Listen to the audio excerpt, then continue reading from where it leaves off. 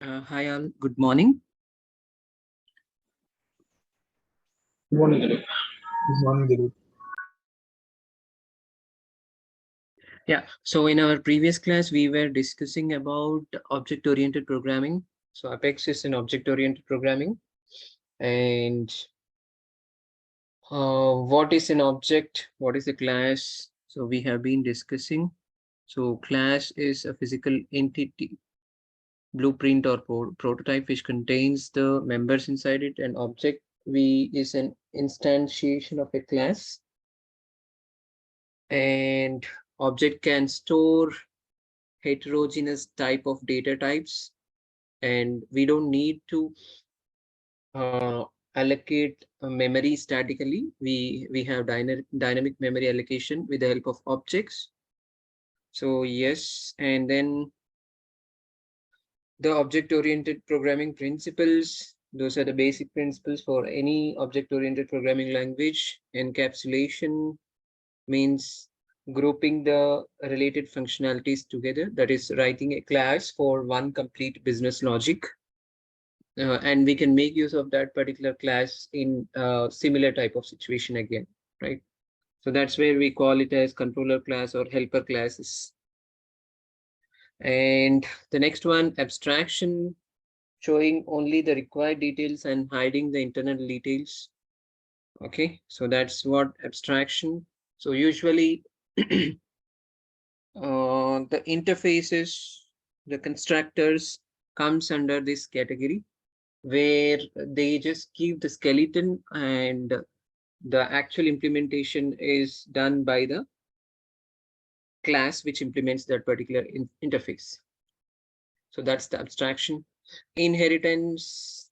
So yeah, some of the features which are defined in the parent class can be acquired by the child class or the derived class. Okay, so to make use to reuse the similar functionality, we are going with inheritance. So that's where we come across the access specifier protected. Okay, and the next one is polymorphism.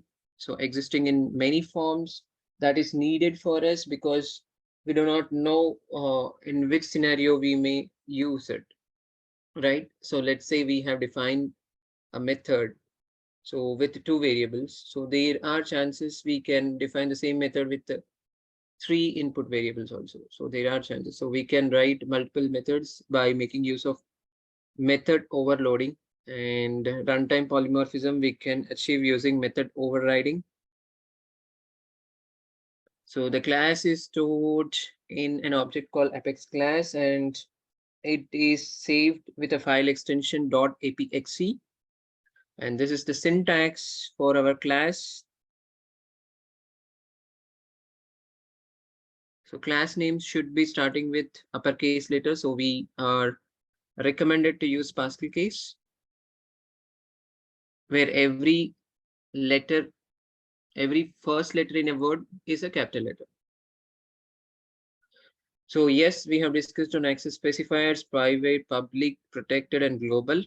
Private means accessible only within the class. If we compare, if we analyze, these access specifiers are like when we think of our configuration or the administration part, the OWD settings, which we do at the organizational level, right? So private only within the class. So I'm telling in the context of programming only. So private only within the class, public across the classes, protected can be across other classes, which are child classes or derived classes, we call it. And global is can be across the org and outside of the org as well. So when we are working on integration projects, so we would be defining our classes as global because we will be accessing our classes from the external system as well. So ways to define a class, yes. So we are going with the developer console, just the developer console, and then on our developer console, we can write our class. So yes, we have seen how to save, how to write a class.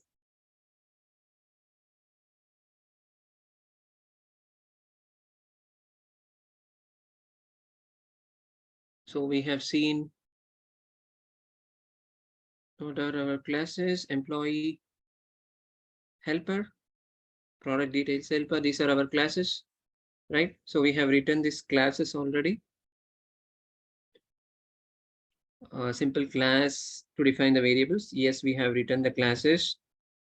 Okay, so these are very simple classes which we have defined already.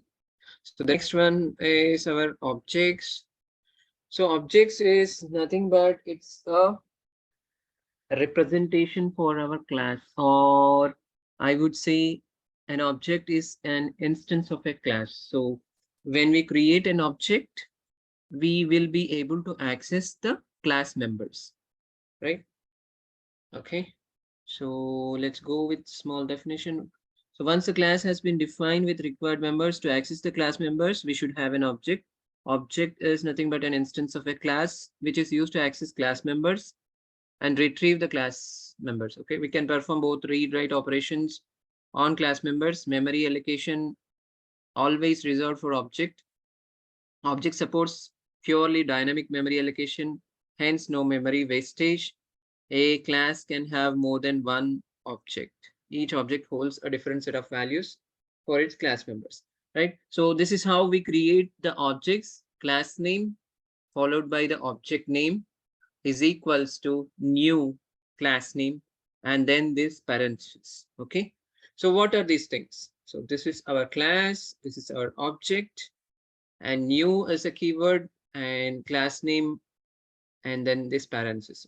Here we are creating an object for our class. So whatever class we need to create an object, class name, and then object name can be of your choice, but make sure it is a readable object name so that it will be easy for you, so that while writing the program.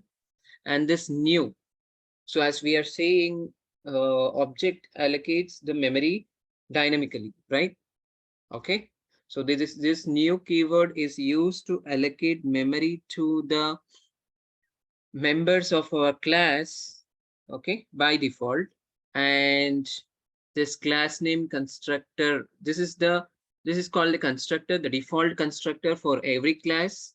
And this is going to, so we were uh, while discussing the variables we discussed, right?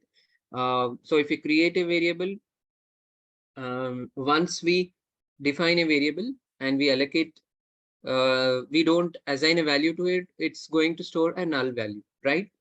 So similarly, for a class variable that is an object, initially, as soon as we create an object, the constructor, the class constructor is going to assign default value, that is null value, to all the members of the class as null. Okay, the default constructor is doing that.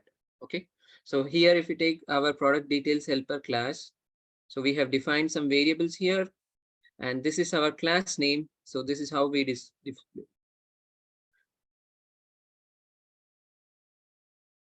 okay, let's go ahead and product details helper. Hope we have written the same class.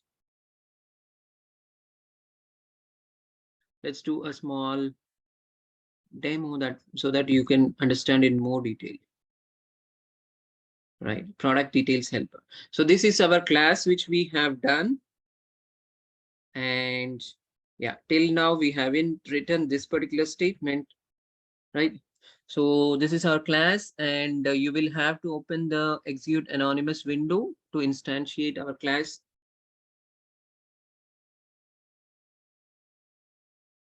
right? So the class name, and this is the object name, is equals to new and the class default constructor, the class name followed by parentheses and semicolon. As we all know, semicolon is necessary for each and every single line of code in Apex, right? So here, if you see, class name, object name is equals to then the new operator, which is going to allocate the memory dynamically. And this is our class's default constructor, which is going to assign values, null values, to the members of the class. Okay, So now here we can access the members.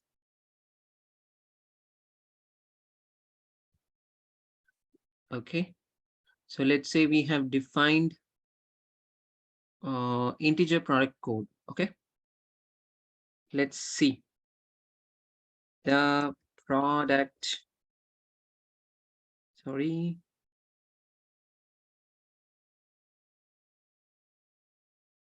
Just I'm trying to display something. Flash.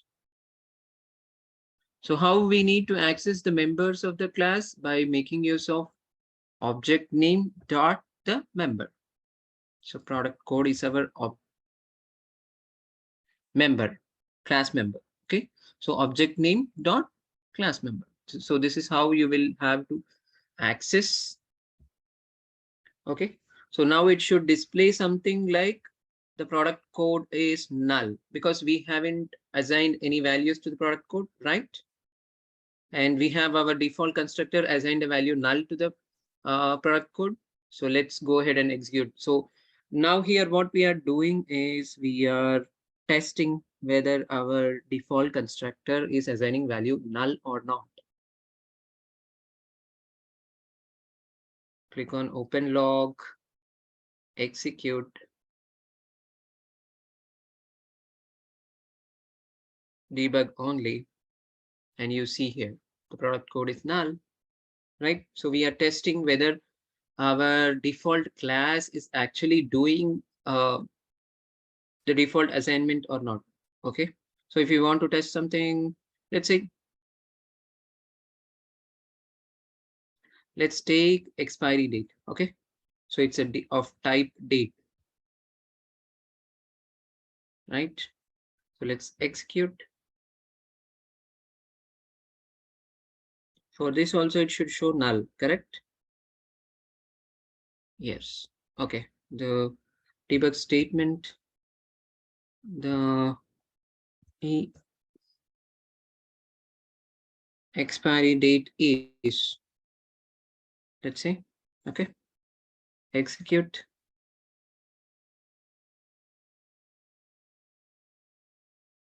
The expiry date is null, right?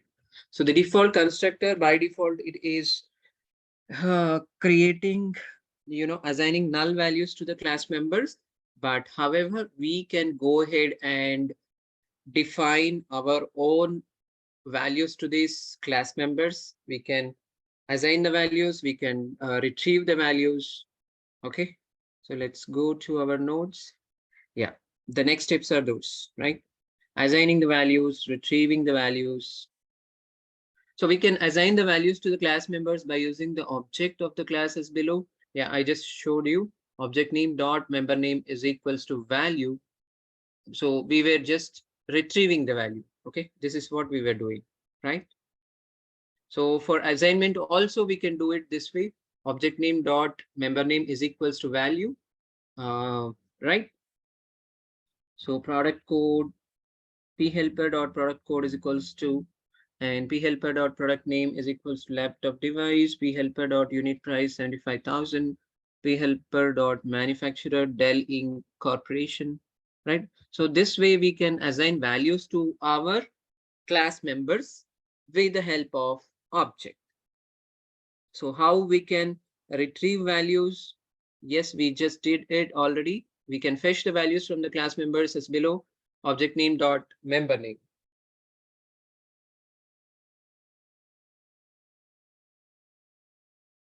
Right? So system.debug product code is okay. So let's go ahead and assign some values and also retrieve the values. Okay.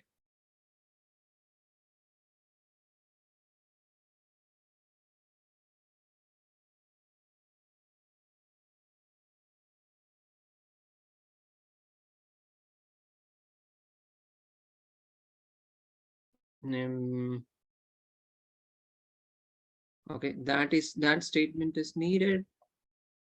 Yeah, it can be anywhere else, but for a clear naming convention, probably I need to keep it first only. I mean, that's where I'm just defining the object first, and then uh, assigning the values for the class members, making use of the object name, right? And then our system.debug statements, yeah, product code. So product code we assign 45,034. So it should be displayed product code is 45,034. And then product name is laptop device. So product name is laptop device. It has to display, right? So this is how we can write the code. We can assign values to our class members. We can retrieve values from our class members.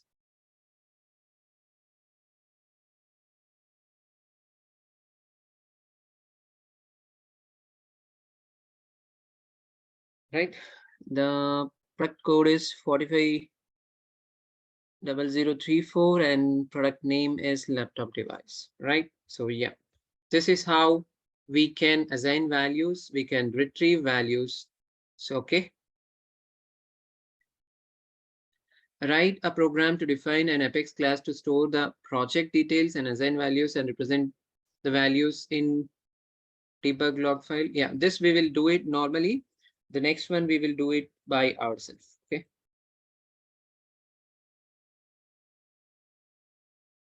Right. So here, if you see in the developer console, we are writing our projects helper class and we are defining some variables, integer variables, string variables, date variables, decimal and boolean. Okay. So all these variables we are defining in our developer console, and in our execute anonymous window, what we are doing is we are instantiating the class. Okay. Projects helper, p helper is equals to new project helper default constructor for assigning the null values by default, and system.debug. Yes, you can directly call the object. This will display all the values in the object separated by commas in a single line. So yeah, it won't be like a readable format. I mean, it will be, but yeah, let's go ahead and do this.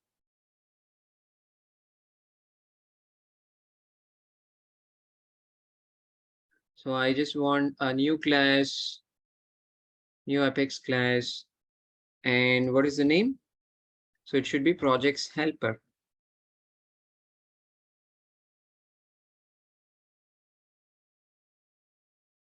Create the class, click OK, and then write down. So here you will have to write down your project helper class. Okay. So I'm just have it ready. So I'm just explaining it, but yes, it's easy. Okay. Yeah, we will be writing other programs again. Okay. So we are just defining some variables. The next is, so we are creating our object and displaying our object. So let's try this one.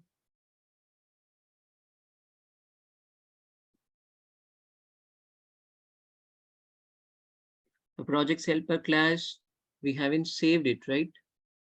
See here, if you see here, there is a star mark. Let me close all these log files. So let's save it. Yeah, it's saved.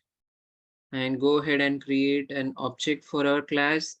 So projects helper, this can be anything. Okay, object name can be of your choice, but make sure you do it as a readable format. Okay, is equals to new projects helper, and then our project helper details. Okay, so let's see what it is going to display. So it should display all null values, right?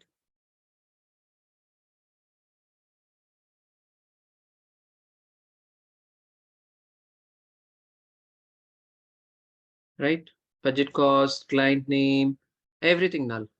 So that means we haven't assigned any values to it. So this is our project helper class. So we have given all this project code, team size, project title, client name, everything will be null. Client name, contact number, everything is null because our default constructor by default has assigned null values to our class members. Okay, right. So this is how you can display the whole object The class members, we can access the whole class members together with the help of just printing object, or we can access them with the help of one single each member we can access separately also this way, right? So here what we are doing, we are assigning the values and displaying them.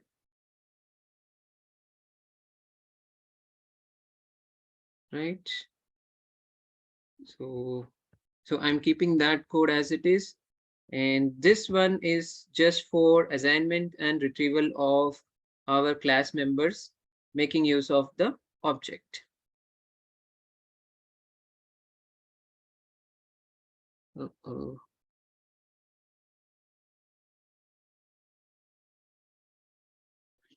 Okay. Yeah, 1 second. Yeah. So what we are doing, we are assigning values to our class members with the help of object, and then we are displaying those values. Okay, so let's go ahead and execute it.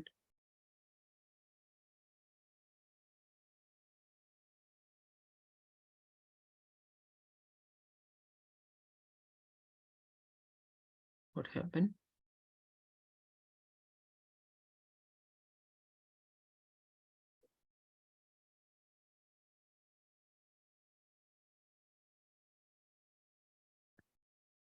Let me close. No problem.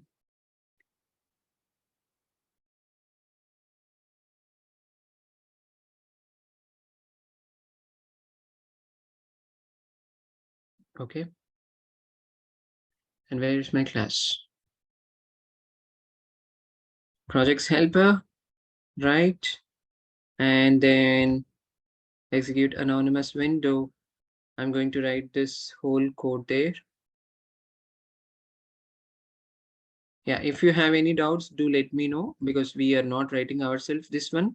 It's already there. Yeah, a few others we will be writing it shortly. So yes, so when we are working with classes, you will have to understand the fundamental, that is, these are the 4 steps which we are going to do.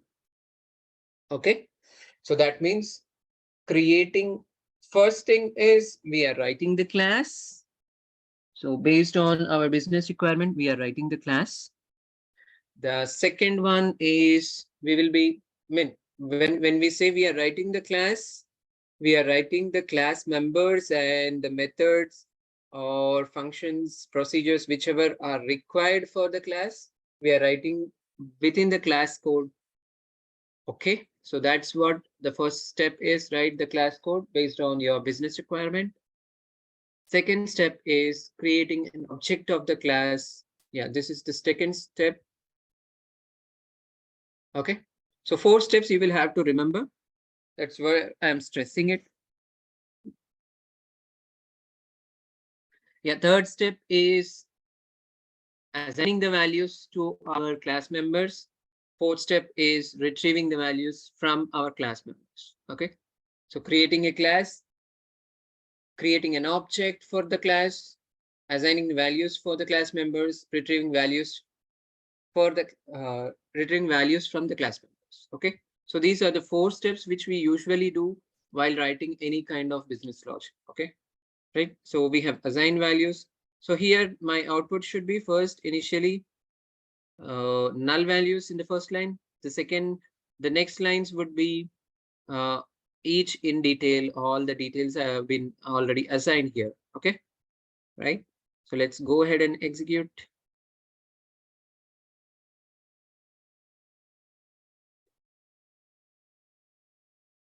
I look debug only. Yeah, you can see. So these are the values first given by our default constructor, but later on we have assigned values and we are displaying those values each in the new line. Okay, so this is how we can do. So the 4 basic points which you will have to remember while writing classes is uh, write the class code with the required class members, okay, and the functions which are necessary based on the business requirement, okay. Yeah, we will talk more on the functions part. Yeah, we can call the function with the help of object name dot function name. Okay. Yeah, we'll talk about that. The second step is creating an object for the class. And third step, assigning values to the class members. The next one is retrieving values from the class members. So these are the four steps usually we do on any writing any type of business logic.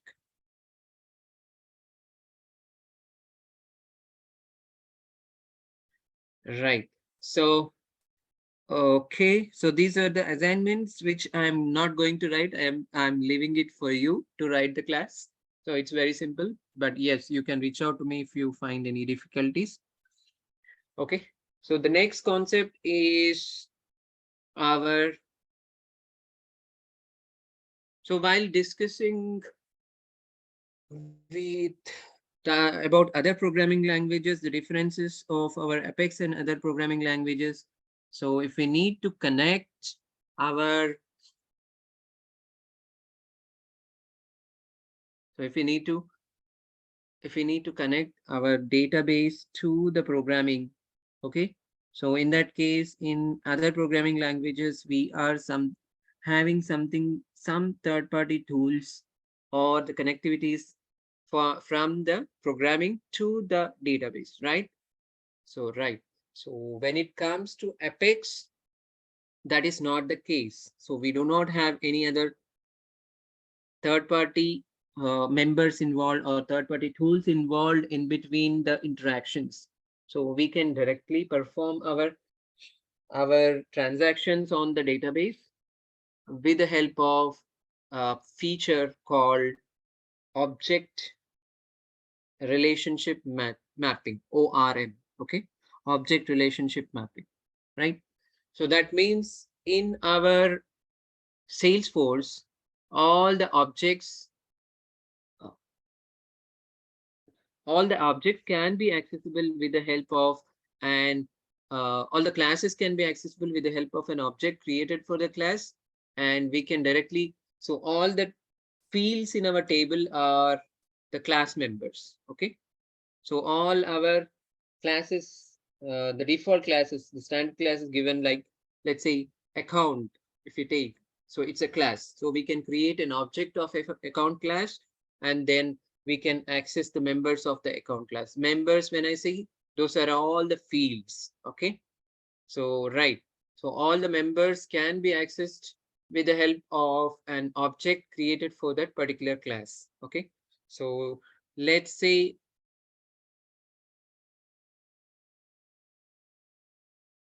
account.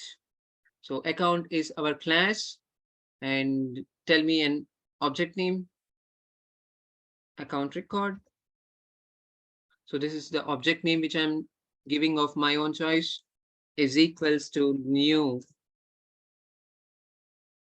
account, the default constructor. Okay. So this is how I create an object for my account class. And with the help of this object, I'm going to access the members of my account class. So let's say, so the same step we are following. So luckily in our 4 steps, which we were talking before, there is one step eliminated, right? So all the default classes, the classes we have already defined. Okay, you don't need to write the class code for all the classes which we have by default within our Salesforce CRM. Okay, so you take it account, you take it lead, contact, opportunity, case, solution, any class you take, you don't need to write the class code. It's already available. You just have to instantiate. That means you have to create an object for the class in order to access the values, in order to retrieve the values, in order to assign the values to the class members. Okay, so let's say uh, account record dot name is equals to, right. So here, if you do not know what is the fields available on our class, you can do so by just, okay, go to File, Open, click on Objects, right? Here we have all the objects. So I'm looking for account object. Here is my account object. Yeah. So these are all the field names which are available on my account object, right? So I have something called account name, right? So let's see.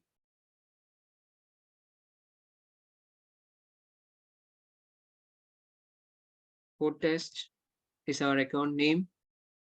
Yeah. So account name should be usually string, right? Type is also given. It's single quote. So I'm assigning the value for my account record. So I created an object and assigning the value, right? So go ahead and assign another value. Let's say,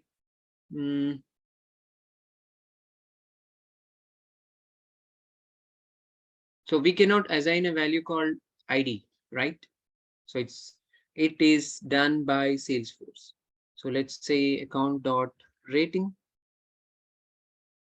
is equals to hot. Okay, so these two values I have assigned, and then I wanted to retrieve these values. Okay, system.debug.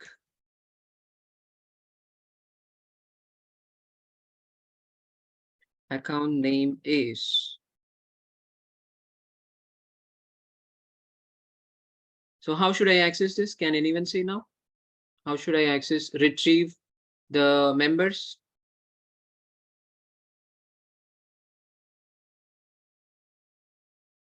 Yes. Yeah, go ahead and guess. You can guess it, right? Record. I'm not expecting. Okay. So Then it's name, right? So you should just take the whole account record dot name. okay. Here, what should I write? Dot name. Name. Okay. Yeah. This is how we can retrieve the values. So I'm account rating is account record dot rating. So here I'm just, so one step is reduced, right? So by making use of our object relationship mapping ORM feature, which is given by Salesforce for us, we are eliminating one step. That is, we are just making use of all the classes available in our Salesforce, which is given as part of the CRM itself. Okay. So let's say account, contact, opportunity, lead, case, solution. Okay. So you call any object, so any class, so we can create an object for it, and then we can make use of the fields would be the members of that class. We can access the fields, we can assign the values, we can retrieve the values this way. Okay, so I have created an account record object. This is my object name for the account class, and I am assigning values. I am retrieving those values. So let's go ahead and display this.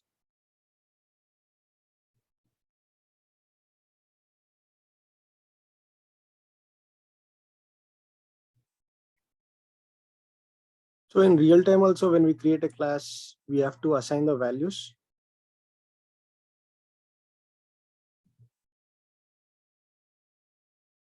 So account name is code test, account rating is hot. Yep.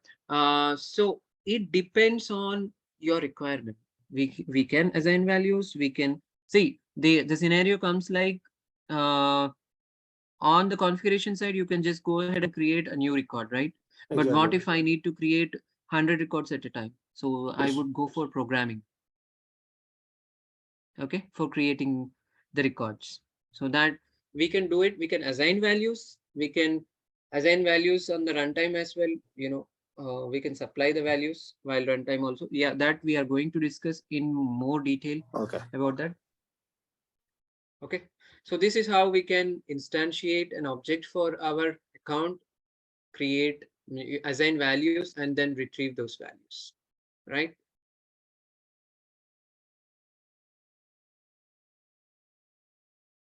Okay. So this is the basic concept of our object relationship mapping, ORM feature. Okay. So let's talk about it. Object relationship and mapping. So while interacting with the database, so what is the database which we are using for the Salesforce? I told in the previous classes.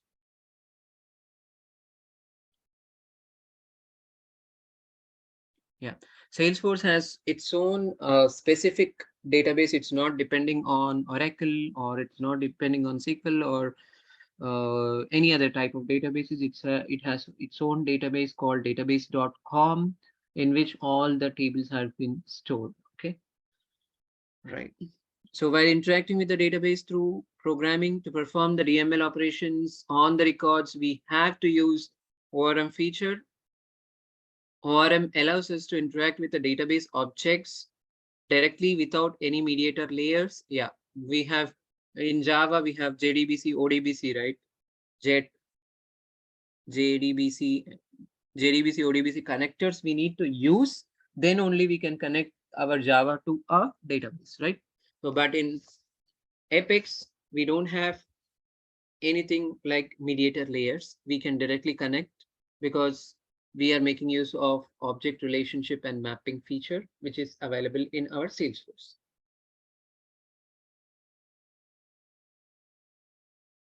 So that we can improve the application performance. So ORM transform each Salesforce object in the form of a class where the class name and the table name should be similar, right? So our all the tables or the classes are the same. When you say account, it's a table in Salesforce. It's a class. Okay.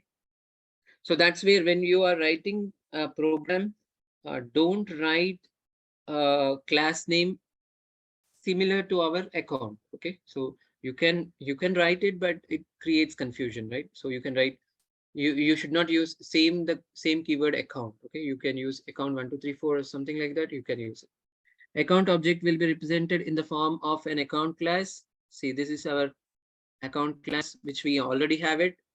We don't need to write. Contacts, this is the class for it. Yeah. So yeah, coming to our custom classes. So custom class objects will be represented with the with __ C representation. Okay. So all the custom classes, we can see it this way. ORM transforms each field in the object in the form of a variable. And yeah, I was telling you, right? The fields are considered as a variables. That means each field on our account object, let's say phone, fax, ID, name, everything will be as a converted as a class member of account. Okay, account class.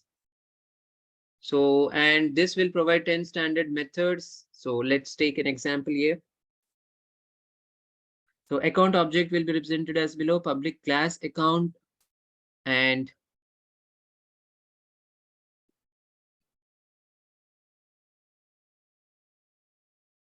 right. So I'm creating public ID owner ID and string. Yeah, it depends on the type of the value the particular field is holding. So let's take um, billing street. It's a string value, right? So revenue, it's a decimal value. Created by, last modified by, it's all date related values. So date and time. So based on that, so these 10 methods are by default present on each and every object on our Salesforce. Okay. So you say case object. Yes, case object also has these methods defined already. So what are these what are these methods? Let's go ahead and see our org. So I go into accounts, right? So there are many accounts here, right?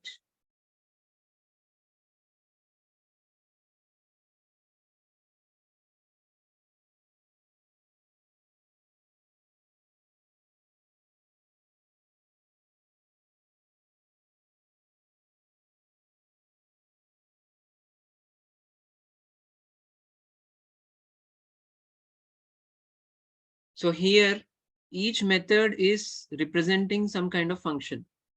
Let's say save, there is a function. Quick save is also a function. Cancel is our delete button. Sorry, cancel is cancel button. Delete is delete button. And save is our new button, right? Next, we will have, since I don't have multiple records here, it's not showing. So if we have like more than, okay, we will do a settings. So per page, we wanted to display only few records. Yeah, we can do that. Pagination also.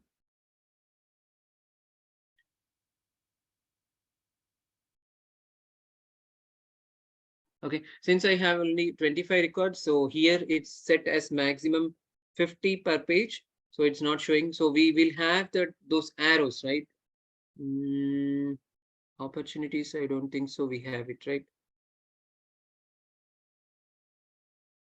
Let me go to our sales application.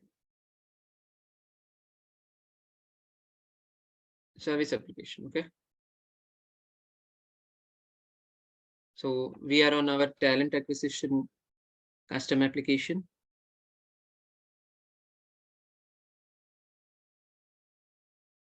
Here also, see if I have more number of records here, we will have the pagination applied. Okay, so the pagination, when I say there is a button called next, there is a button called previous, and if it is the last page, the next button will be blurred, right, or grayed out. So those are all the functions which are implemented for each class. These are those functions which are implemented. So we have delete, directly our delete button is there. Save, we have save button, yes.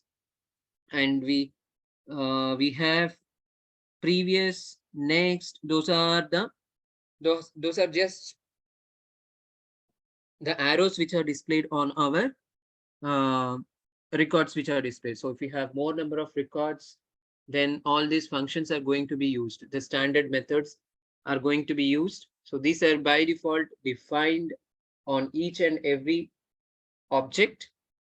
I mean, the class, the standard classes, we are going to make use of those. So when you click on that next button for the next page, while doing the pagination, that means this method is getting called. Okay. So these are the standard methods, 10 methods, which are available for every class.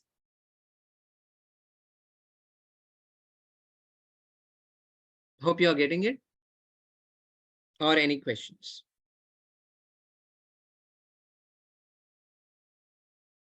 Yeah, please don't hesitate to stop me if you have any questions.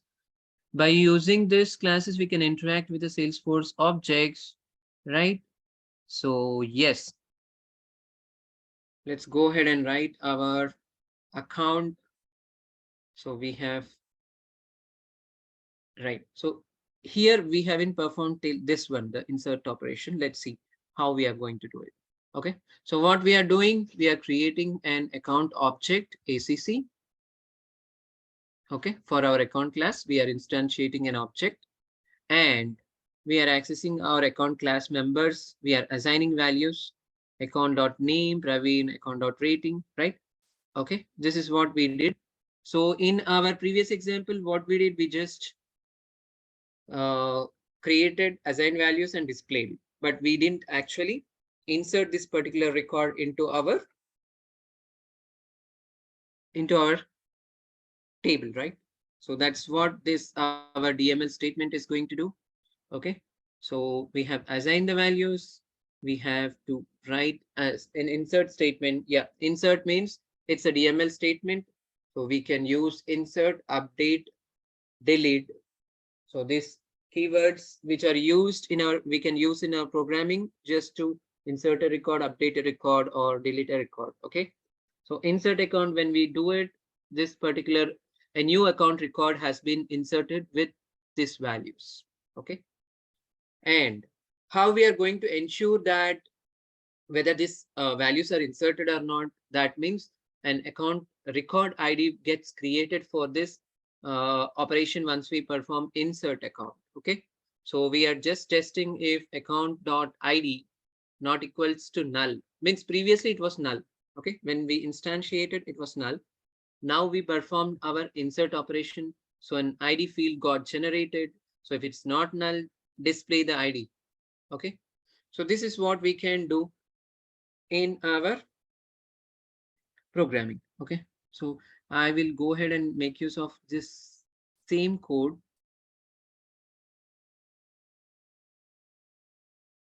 Yeah, it's clearly self-explanatory.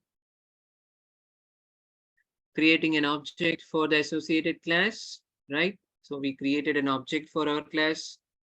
Step 2, supply the values for the, yes, this is important. We will have to, whenever we instantiate an object for our classes, which are already there, we will have to supply values at least for the required fields. Okay, may not be all the fields, but at least for the required fields.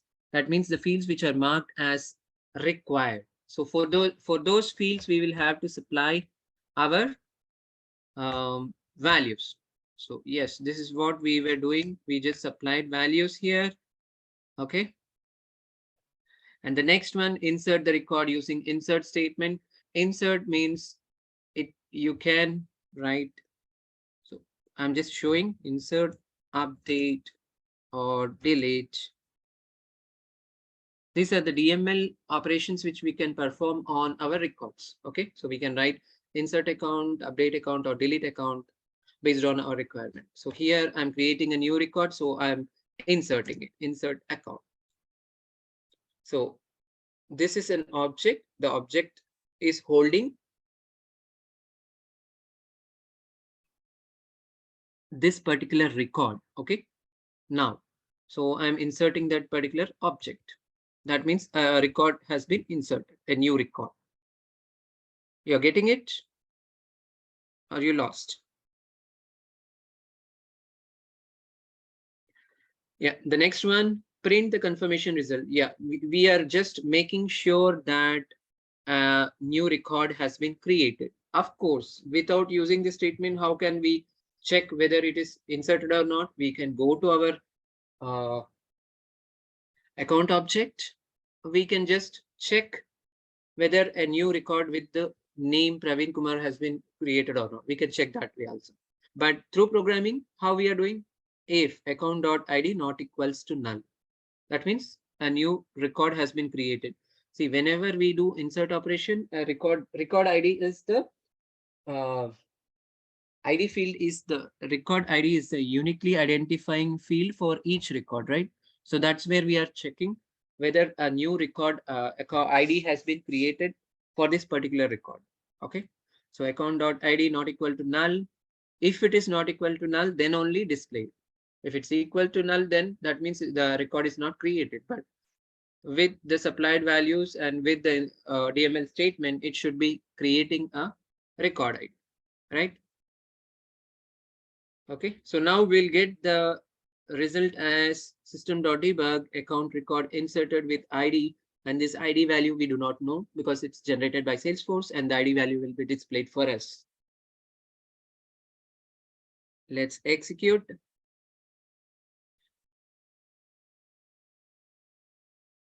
Insert fail first exception on row, field custom validation exception, building city should not be blank. Right, so we are not supplying something called building city. Okay, maybe that is the required field. So let's go ahead and supply building city. So this is how it throws errors. So as I was telling you,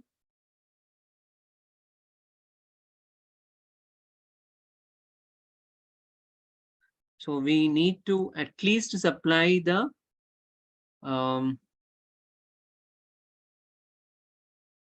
required fields. Let's see if this fixes.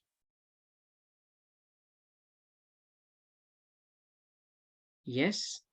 So whenever we create an object for our already existing classes, we will have to make sure that we pass the values for at least the required fields. Okay. So billing city was marked as a required field on our account object. That's where we were asked to give it. Right. So yes, our account record has been created. Okay. So Let's see whether it's created or not.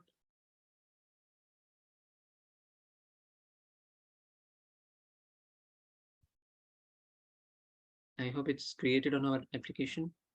Yep.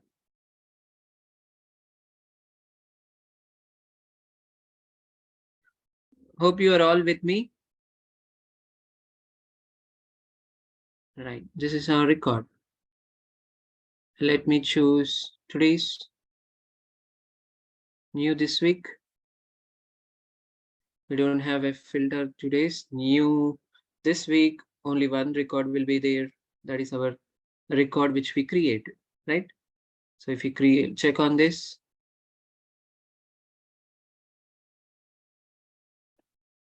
Details, and here is our details which we have given. So let's re-verify whether it's the same details we have given. So phone number we have given, fax, account rating at as hot, industry, education. So let's check it up. Billing city, we just given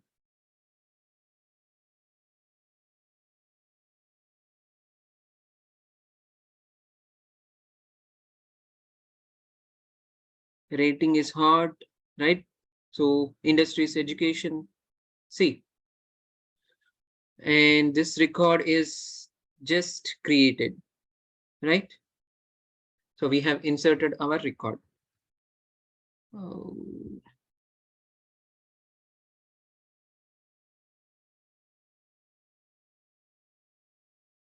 Hey, 1 second. I am getting one important call.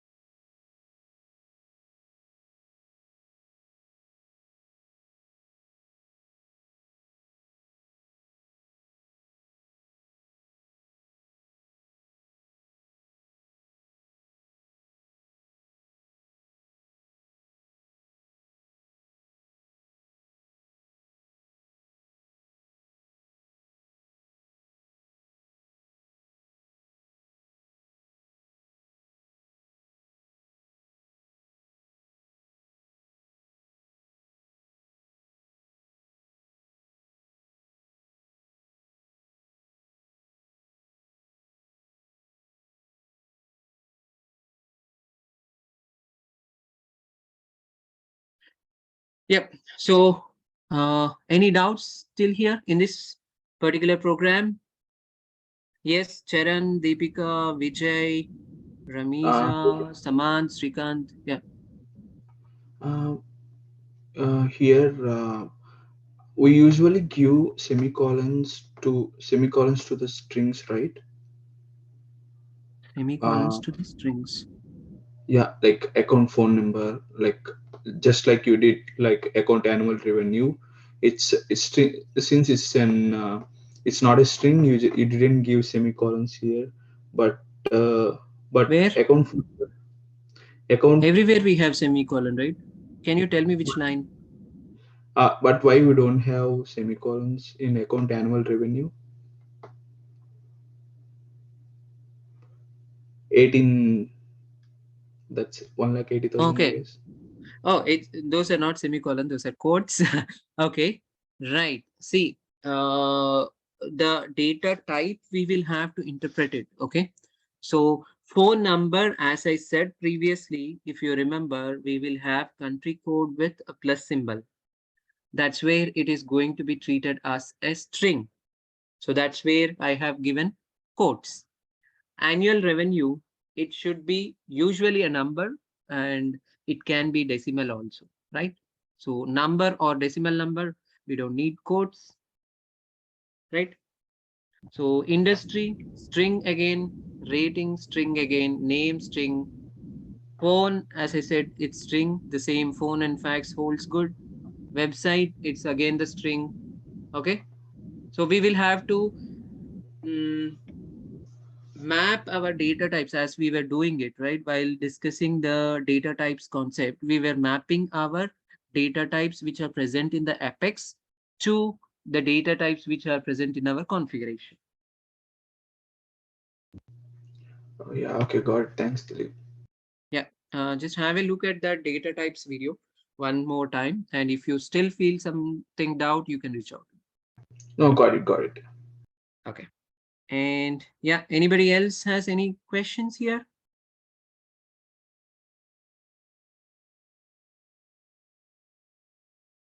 Yes, no.